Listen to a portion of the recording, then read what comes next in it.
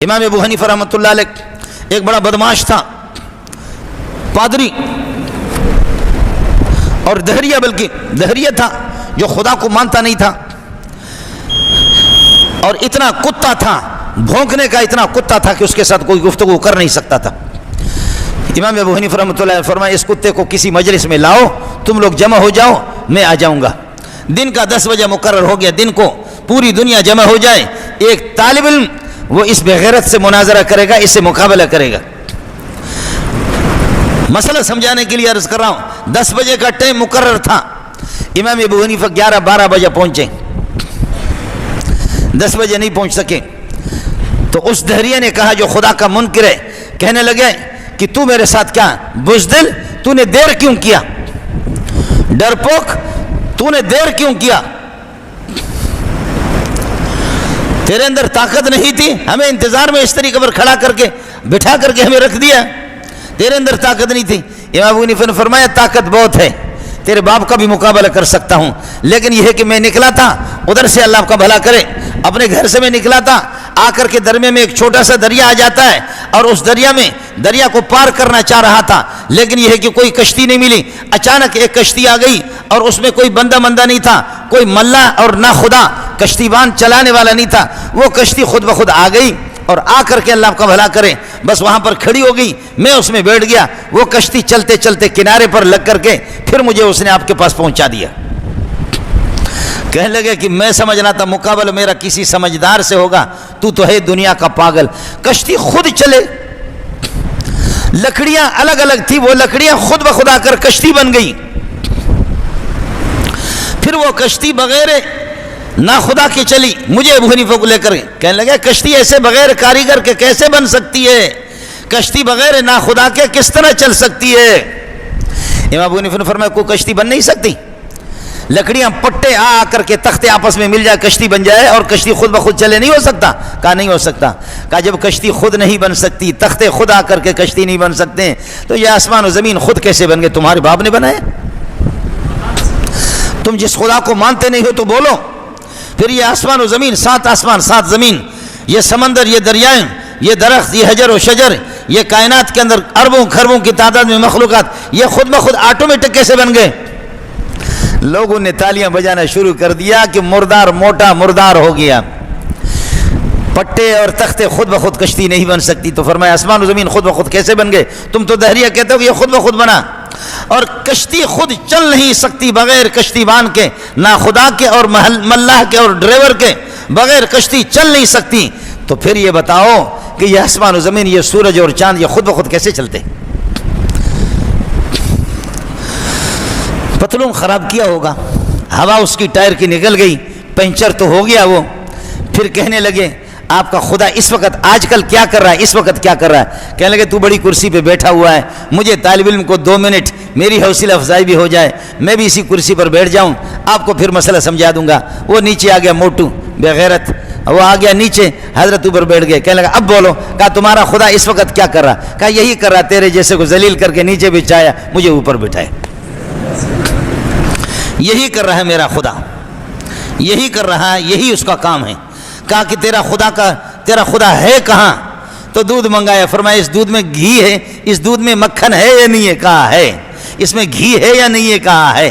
تو یہ بتاؤ کہ مکھن گھی اس کے کس حصے میں؟ کہا کہ یہ تو میں نہیں بتا سکتا۔ فرمایا پوری کائنات میں اللہ داخل تو نہیں ہے، لیکن اللہ کی قدرت پوری کائنات میں ہے، جیسے اس پورے دودھ کے اندر گھی اور مکھن اس میں موجود ہے۔ میرے رب کی قدرت اس طریقے پر ہر چیز کی شامل حال ہے۔ اللہ کی قدرت کے بغیر کوئی پتا وہ ہل بھی نہیں سکتا، حرکت بھی نہیں کر سکتا، کوئی پتا بن نہیں سکتا، کوئی پودا اگ بھی نہیں سکتا زمین سے۔ یہ سب کچھ اگانے والے، سبزیوں کو، ترکاریوں کو، پھلوں کو، یہ سب کچھ چلانے والا اللہ کی ذات ہے۔ کہنے لگے کہ اللہ کا رخ کس طرف ہے، اللہ کا رخ کس طرف ہے؟ فرمایا سورج جس وقت طلوع ہوتا ہے، چاند جس وقت نمودار ہوتا ہے، اس کا رخ کس طرف ہوتا ہے؟ کہتے ہیں ہر طرف اس کا رخ ہوتا ہے۔ فرمایا میرے رب ہر طرف اس کے رخ ہے۔ یہ مخلوق کا جب یہ حال ہے، مخلوق کی روشنی جب سب کو یہ ہے کہ پوری زمین کو حاوی ہوتی ہے، تو اس طریقے اور میرے رب کی قدرت، یہ تو مخلوق ہے، وہ تو خالق ہے۔ وَإِلَٰهُكُمْ إِلَٰهٌ وَاحِدٌ، تمہارا پروردگار ہے کہ لا الہ الا هو الرحمن الرحیم، کوئی معبود نہیں ہے سوائے اس کے، وہی معبود ہے، آپ عابد ہے، وہی رازق ہے، آپ مرزوق ہے، وہی مسجود ہے، آپ ساجد ہے، کوئی بھی نہیں. لا الہ الا هو الرحمن الرحیم. ان فی خلق السماوات والارض، خود مشاہدہ کر کے دیکھ لو. ان فی خلق السماوات والارض، آسمان و زمینوں کی پیدا کرنے میں، آسمان و زمین کی پیدا کرنے میں بھی اللہ کی قدرت کو دیکھو. اتنے بڑے آسمان، خلق السماوات بغیر عمد ترونها، آپ بھی دیکھ رہے کہ کوئی پلر ملر نہیں. یہ ہماری مسجد دیکھو، یہ دو درے سلور، یہاں بھی پلر، اب اس کے اوپر بنا رہے، اللہ آپ کا بھلا کرے. پلر ایک چھوٹی سی چھت یہ بنا نہیں سکتے، اللہ آپ کا بھلا کرے. کاریگر ہمارے ٹھیکیدار بیٹھے ہوئے، محمود بھائی بھی بیٹھا ہوا. کہو کہ اتنی چھت بناؤ، پورے کراچی پر ایسا چھت قائم کر دو کہ جس کے نیچے کوئی پلر نہ ہو. زور لگاؤ، تم کشمیری ہو.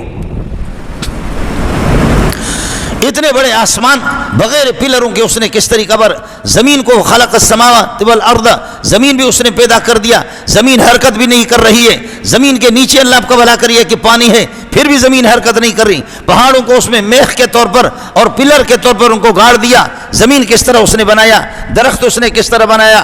ان فی خلق السماوات والارض واختلاف اللیل والنہار، رات اور دن کے اختلاف کے آمد رات کو، رات ہے پھر چلی گئی تو دن آ گیا. یہ ایک دوسرے کے خلق اللیل جعل اللیل والنہار خلفۃ لمن اراد ان یذکر. ابن عباس فرماتے ہیں رات دن ایک دوسرے کے خلیفہ ہیں. اگر رات کی تہجد آپ سے رہ گئی، نوافل آپ سے رہ گئے، تو دن میں شرمندہ ہو کر کے تہجد کی نیت سے 8 رکعت پڑھ لو، اللہ اس کو تہجد کے طور پر قبول کرے گا. دن رات کا خلیفہ ہے. پھر ایک دوسرے کے بعد آتے ہیں. رات اگر ہمیشہ راتیں رہی، سردی کی راتیں رہیں تو ٹھٹر جاؤ، تمہاری سبزیاں تم خود برف بن جاؤ انشاءاللہ.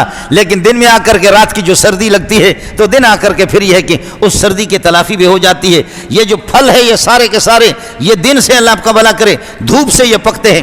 ذائقہ ان میں تاروں سے آتا ہے، ذائقہ ان میں تاروں سے آ جاتا ہے. پکتے ہیں دھوپ سے، سورج سے، ذائقہ تاروں سے آتا ہے. اور اللہ کا رنگ ان میں چاند سے آتا ہے. سب کو سبحان اللہ.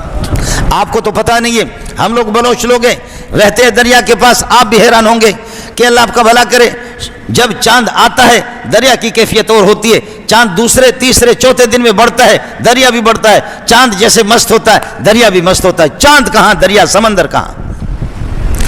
یہ ہمارا مسئلہ ہے، یہ ہمارے بلوچوں کا مسئلہ ہے. پٹھان تم اپنے کام سنبھالو، ہمارے کاموں میں مداخلت نہ کرو. تم اپنا کام سنبھالو کہ چاند سے کس طریقہ پر، چاند کی بڑھوتری سے، اس کے چھوٹے ہونے سے کس طریقہ پر سمندر کے اندر یہ تبدیلیاں کس طرح آ جاتی ہے. واختلاف اللیل والنہار والفلک التی تجری فی البحر، اور ان کشتیوں کو دیکھو جو سمندروں کے اندر چلتی ہے. بما ینفع الناس، ایسے سامان لے کر کے لوگوں کے نفع کے لیے. کارگو والی جہازوں کو دیکھو، او یہاں سے ادھر تک اللہ آپ کا بھلا کرے. لاکھوں ٹن، لاکھوں من اور ہزاروں انسان جہازوں کے اندر. اگر ایک ڈھیلا بھی اگر آپ دریا میں پھینکیں گے، چھوٹا سا پتھر، 5 روپے کا سکہ، 5 روپے کا سکہ اگر پھینکیں گے دریا میں نیچے جائے گا. لیکن یہ لاکھوں ٹن، یہ کس طریقہ پر یہ ہے کہ یہ غرق نہیں ہو رہے. یہ اللہ ہے، تمہارا باپ نہیں ہے، تمہاری مشین نہیں ہے. تمہاری مشین اب بن گئی، تمہاری کشتیاں اب بن گئے. لیکن کشتی بنانے کا طریقہ بتایا کہ کشتی دو بنا، ایک نشانی ہوگی. نوح علیہ السلام کو فرمایا وَاصْنَعِ الْفُلْكَ بِأَعْيُنِنَا، تو کشتی بنا ہماری نگاہوں کے سامنے، کشتی تیری غرق نہیں ہوگی ورنہ غرق ہو. کشتی بنانے، کشتیوں کو چلانے والا، جہازوں کو چلانے والا میرا رب.